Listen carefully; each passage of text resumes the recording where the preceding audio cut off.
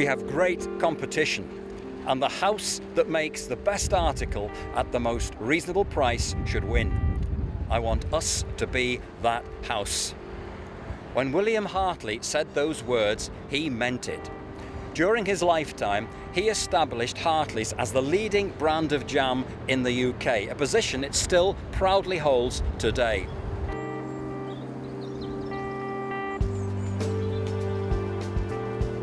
This is his London factory, where he employed some 2,000 people. In achieving his phenomenal business success, William Hartley was not motivated by selfish ambition. The purpose of his life, he said, was to serve the Lord every day to the best of my ability. His greatest joy was using his immense wealth to enrich the lives of others.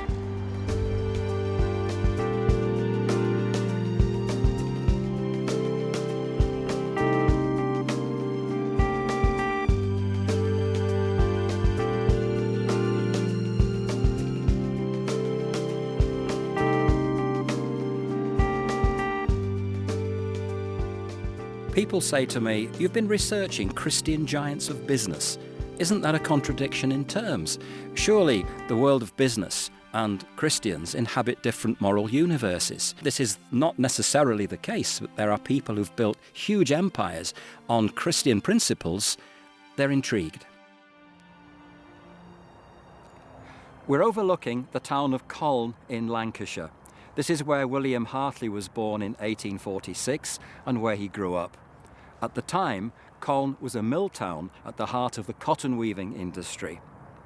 William's father John was a tinsmith and a local Methodist preacher. His mother Margaret ran a small grocery in the town. Sadly, he was the only one of their children to survive infancy. He was immensely grateful for his Christian upbringing. He said, "My parents and grandparents were godly people. I was always under the deepest religious impressions, and I never remember a time when I had not an earnest desire to be good." At 13, he became a full member of the Ebenezer Primitive Methodist Chapel in Colne.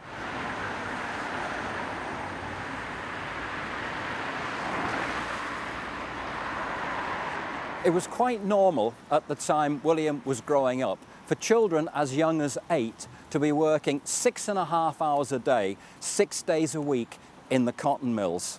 However, John and Margaret denied themselves the extra income William could have brought into the household had they sent him out to work. Instead, they enrolled him in a local school providing an elementary education for working class children. At 13, he transferred here to Colne Grammar School. When he left school at 14, William started work in his mother's grocery. When a much larger grocery came on the market in Colne's main street and had much greater potential, he tried to persuade Margaret to buy it. She flatly refused, dismissing his idea as headstrong rashness. However, a fellow chapel member whose opinion she respected managed to convince her that William's idea was actually a very sensible one. In the end, she bought the shop and put William in charge of it. And so, at 16, he became a businessman. And it was quickly obvious that he was a very good one. Aware that there was no proper refrigeration at the time and that salt was used to preserve food, he astutely added a saltery to the business where people could buy ready salted food or have their own food salted.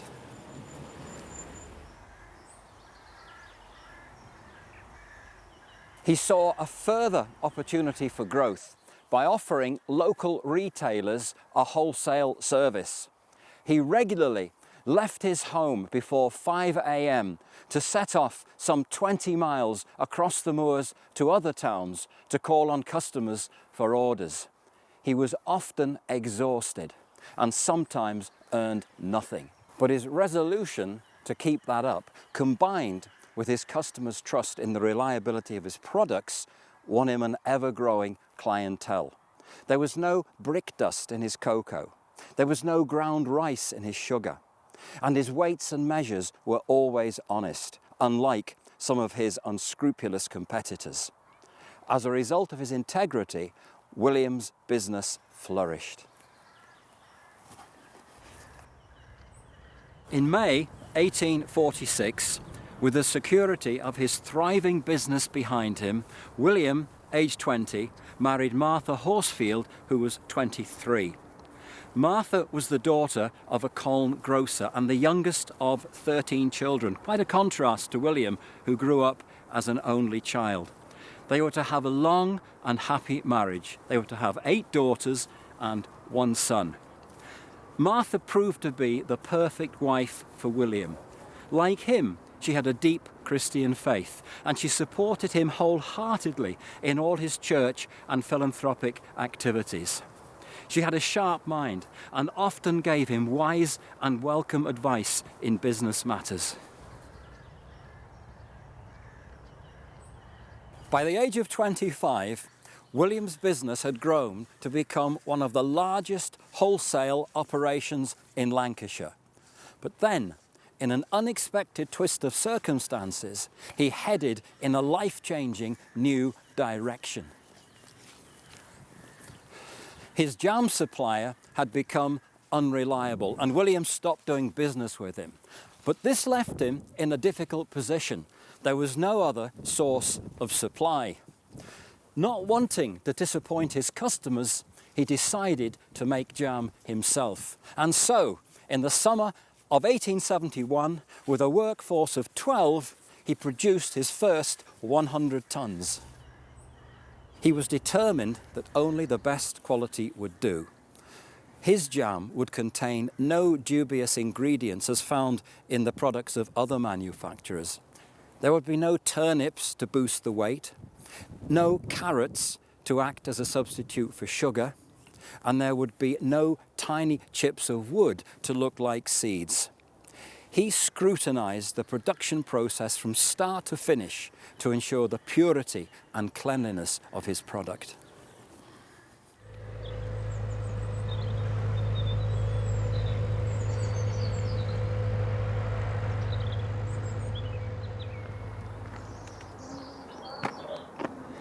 William's jam was an instant success. Within 3 years, demand so greatly exceeded supply that he needed a new factory. He decided to give up his wholesale business and find one. But where? He needed a locality in a fruit-growing area, close to the Liverpool sugar refineries and near to the River Mersey docks. Bootle ticked all these boxes, and he found a site here on the Leeds-Liverpool Canal.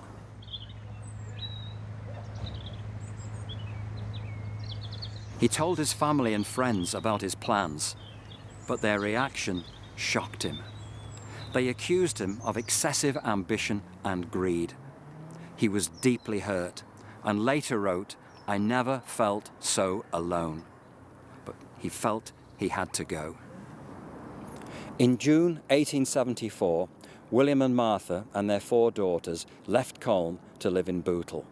But within a year, things started to go seriously wrong.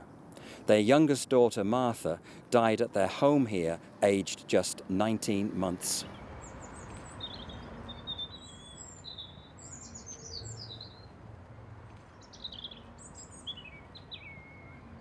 And in the business sphere, there were crushing pressures. William had invested all his available capital in the construction of the new works, and there was nothing left to buy fruit and sugar. He was forced to take out an exorbitant 7-year loan, which consumed 75% of his available capital. Money was very tight. "Our first struggles were severe indeed," he later recalled. 3 years into their time in Bootle, he and Martha made a decision that seemed to defy all logic in view of the strain on their finances. William explains, "Probably the greatest event of my life occurred on January the 1st, 1877. On that day, my wife and I made a written vow that we would devote a definite share of our income for religious and humanitarian work." William said, "It marked the beginning of the real, deep, lasting and genuine happiness of my own Christian life. They resolved that the amount they would give would increase in accordance with their income. And however badly things went, they would never give less than 10%. William admitted it was not as easy as he thought it would be. He was shocked to find that his instinct as an entrepreneur was to make money, not give it away. He described his inner conflict in the following way. The lower self at once asserted its claim and said, "I have it and it's mine." But the higher self, if it was in full sympathy with the teaching of Jesus Christ, would rise above the temptation and be ready to share with others. Eventually, he was able to say, "The more we cultivate the Spirit of Jesus Christ, the easier the thing becomes. And what appeared to us quite impossible at the beginning becomes not only possible, but absolutely a joy." During his times of struggle, William never lost sight of his obligation to his customers. He wrote, "Our aim has always been to win the confidence of the public by making the best possible article and selling it at a fair price.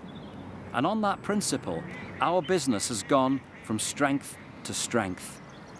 Well before the 7 years of the loan were up, he was in a position to repay it, but the lender refused. The interest payments were much too attractive. Such was the reputation of Hartley's jam that demand soared, and an extension to the factory had to be built, and then another. Business boomed.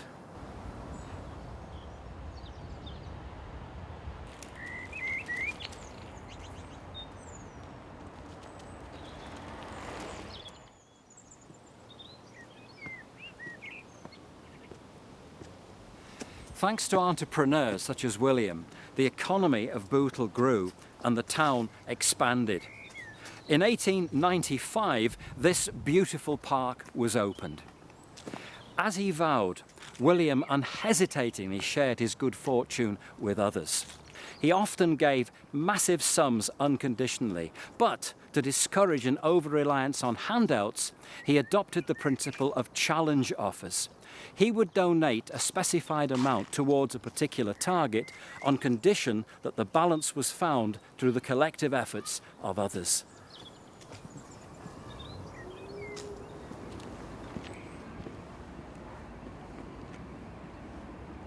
After 12 years of continual growth in Bootle, there was no further room for expansion.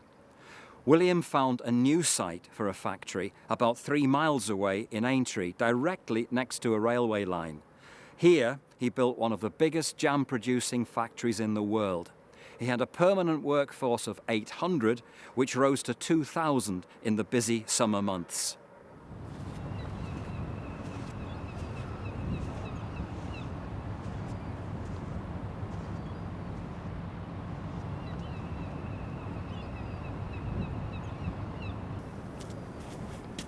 To ensure the quality of his jam, William personally sampled each boiling and inspected up to 1,000 jars a day.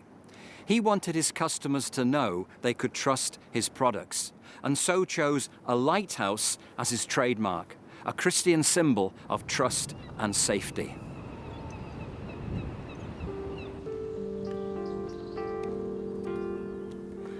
In the treatment of his employees, William said he always tried, quote, to carry out the teaching of Jesus Christ. His employees mattered to him. He always referred to them as my people, and he knew each one by name. Their working conditions were important. He always made sure the factory was well ventilated, and he served wholesome food at cost price in the dining hall.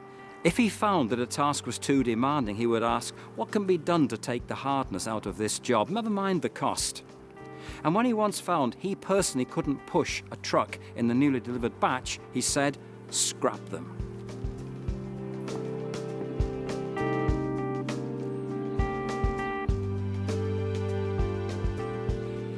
As women outnumbered men 4-1, he had all the tram lines in the factory laid out in gentle gradients so they could push the loaded trucks. and he had sunken pits made for them to stand in so they wouldn't have to bend when filling the jars with jam. He made the services of a doctor and nurse freely available, and he also provided a pension fund entirely at his own cost.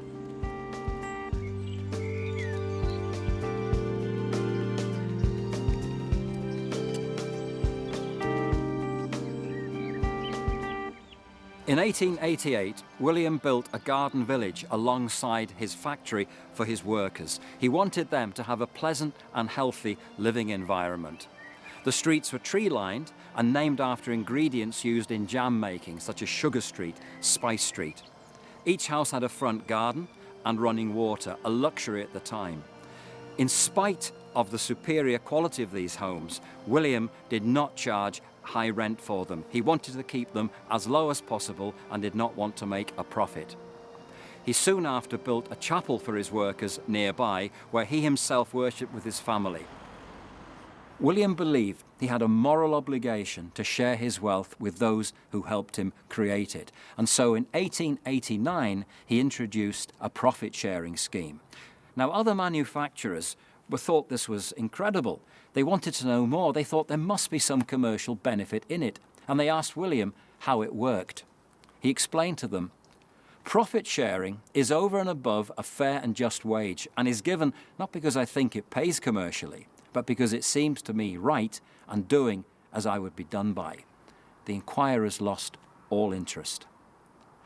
The annual profit sharing was a joyful occasion, as much for William as it was for his employees. He told them, "Whatever pleasure it gives you to receive the profit sharing, I can say with perfect sincerity that it gives me equal pleasure to hand it to you."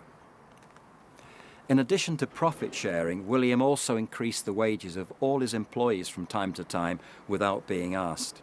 He also introduced a benevolent fund for those in genuine distress. Business in the factory continued to boom.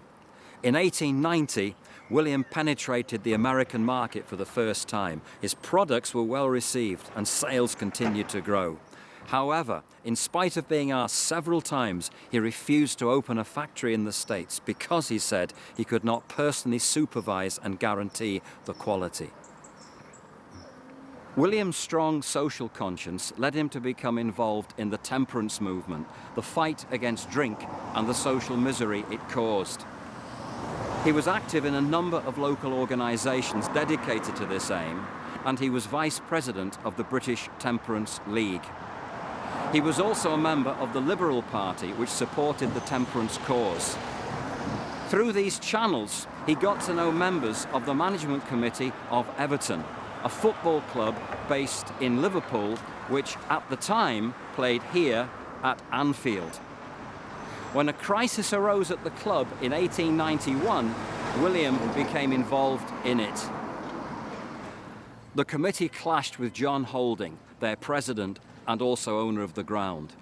The trigger was the rental amount of the ground, but there was a deeper underlying cause. Holding was a brewer, and one of his pubs, the Sandon, was the club's headquarters. Furthermore, he was a prominent conservative which looked after the interests of brewers. Inevitably, this clash of values would lead to a breakdown. Holding expelled the committee from Anfield and decided he was going to continue Everton Football Club there without them. One of the committee, George Mann, appealed to the Football Association, the game's ruling body. He insisted that Holding had no right to the name Everton. His appeal was upheld. The Football Association ruled that Holding could run a club here at Anfield, but he would have to choose a different name. He chose Liverpool.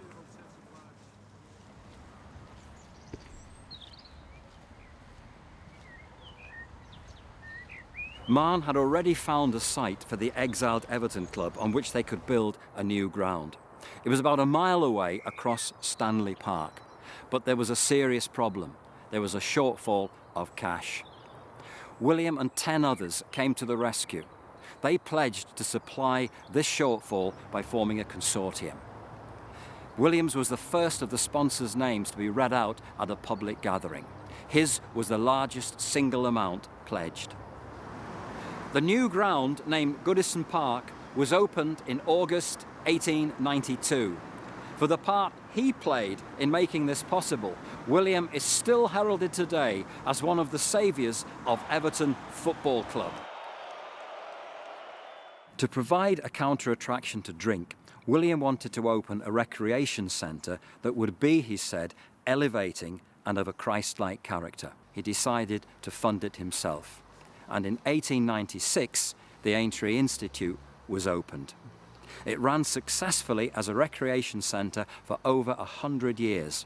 It has a close association with the Beatles, who played there 52 times before the release of their first record. Another cause very close to William's heart was the fight against sickness and disease. In 1897, to mark the Diamond Jubilee of Queen Victoria, he built a cottage hospital here in Colne.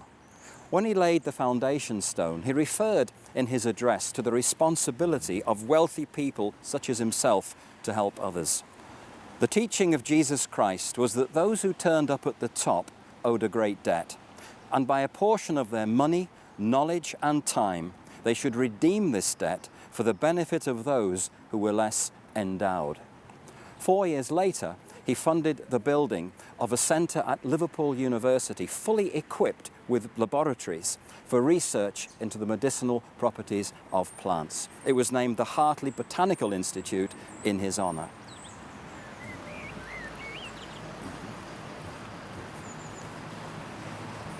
As a public benefactor known for his generosity, William received countless requests for help. He considered each one prayerfully, wanting to exercise sensitivity and judgment in the distribution of the Lord's money, as he called it. He did not see himself as the owner, but merely as the steward of the money he made. He felt that giving money in itself was not enough. He believed that he should also be actively involved with the causes he supported by attending relevant meetings and events.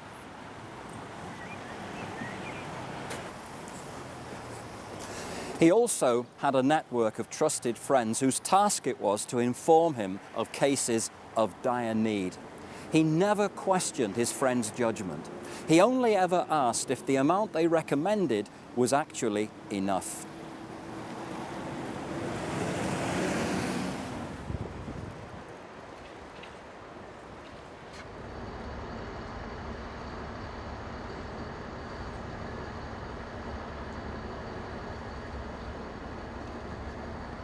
William's generosity was accompanied by the continual growth of his company. As the reputation of his jam spread throughout the country and demand escalated, he opened a second factory here in London in 1901. At the opening ceremony, he said to reporters, "The supreme object will be to turn out the purest and best article which the most advanced science and art of preserve making can command. Hartley's makes only one quality, the best." Incredibly, William made little use of advertising in achieving his success. When a new salesman wrote to him asking for a sample of the company's products to display, he confidently replied, "Dear sir, the name is the sample." Now, this wasn't arrogance, it was an accepted fact that Hartley's did indeed make the best.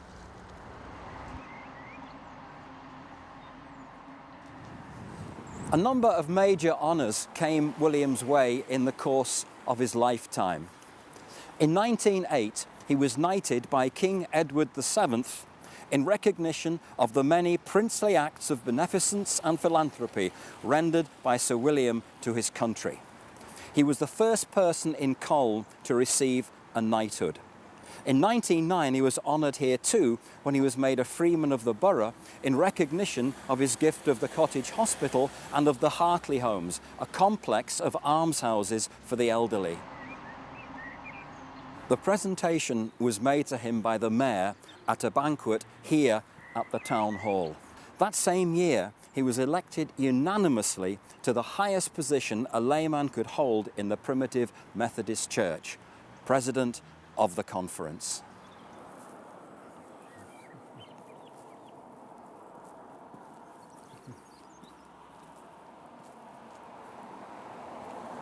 That same year, he funded the building and equipping of a new hospital here in Colne because the cottage hospital had become too small. It was named the Hartley Hospital.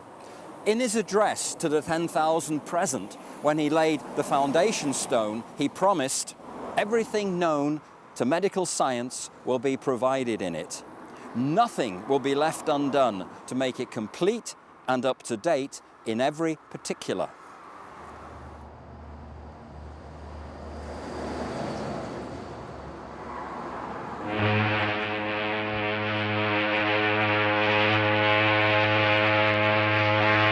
In 1912, a tragedy occurred that plunged Colne into grief. On the 15th of April, the Titanic, on its maiden voyage across the Atlantic, sank after hitting an iceberg. Among the 1,517 dead was a native of Colne, 33-year-old Wallace Hartley. Although William was not related to Wallace, he, along with the people of Colne, felt a deep sense of personal loss. He was one of us. Wallace, a devout Christian and an excellent violinist, was the leader of the 8-member band on the ship. When he realized the Titanic was sinking, he assembled his fellow musicians and they started to play cheerful tunes on deck to calm and comfort the passengers. They played continuously for 2 hours until the very end.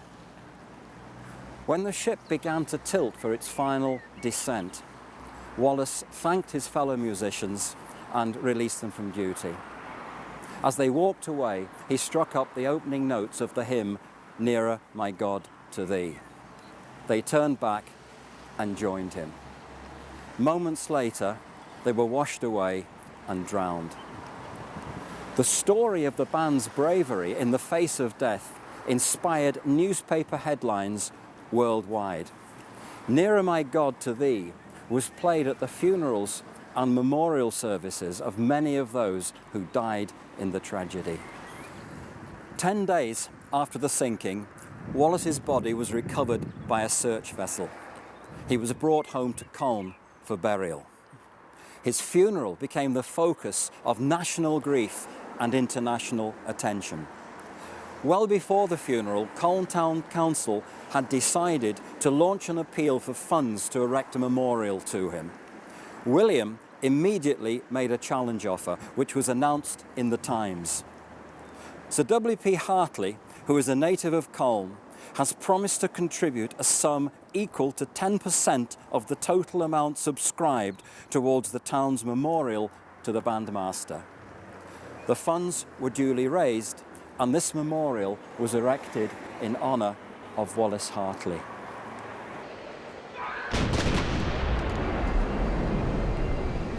Two years after the Titanic tragedy, the First World War broke out. Almost immediately, David Lloyd George, the Chancellor of the Exchequer, formed a small group of the best business minds in the country to advise him on crucial financial matters. William was one of them. Not even the best business minds could escape the devastating impact of the war. William felt its effects sharply. Sugar and fruit supplies were drastically reduced, and there was a severe labour shortage because of enlistment in the armed forces. But in spite of all this, Hartley's jam maintained its pre-war quality and prices were not raised. William stated, "We were resolved, I was very firm on it myself, not to make profit out of national necessities." But the financial climate did not put a brake on William's philanthropic work. He gave generous donations to hospitals and bodies such as the Red Cross. He also gave financial support to families of any of his employees who were serving in the armed forces. Martha actually personally took envelopes to them with money.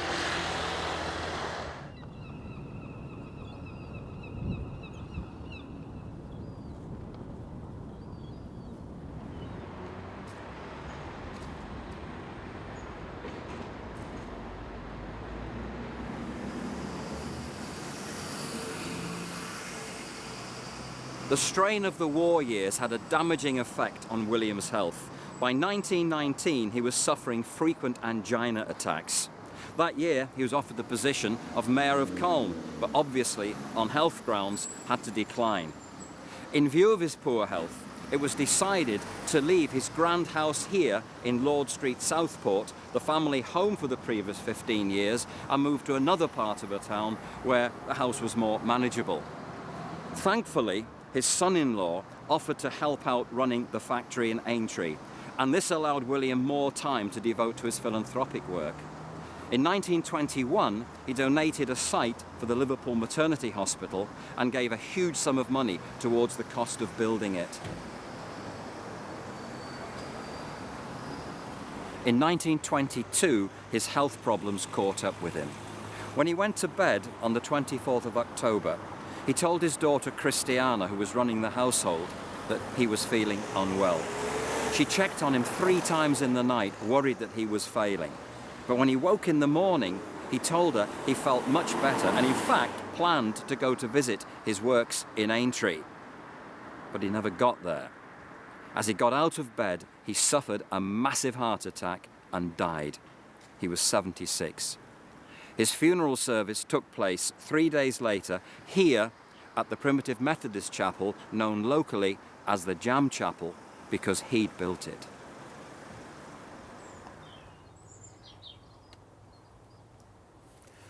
After the funeral, the procession made its way some 50 miles by road to Cologne for William's burial here in Trawden Methodist Cemetery in the hills overlooking the town. As the procession made its way through Cologne, the flag on the town hall was flown at half-mast. All the shops were shut and blinds were drawn as a mark of respect for a great and much-loved man.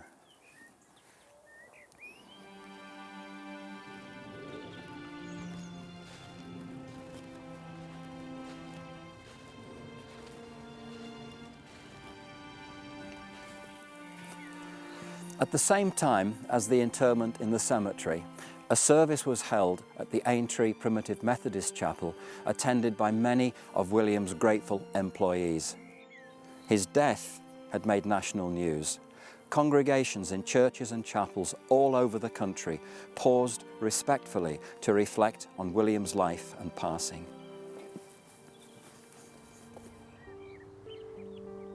How would William like to be remembered? Today, fame and fortune tend to define a person's worth. He would therefore be applauded for establishing a renowned brand that made him immensely wealthy. But he would instantly have dismissed fame and fortune as a measure of a person's value or as a guarantee of happiness. He made this perfectly clear. Thank God, happiness is from within, not from without. It is what a man is and not what a man has. He was careful to apply the standard of what a man is to himself. I am much exercised as to whether I am such a disciple of Jesus Christ that my work people, my business friends, my neighbours and my family can constantly see the Spirit of the Master in my actions.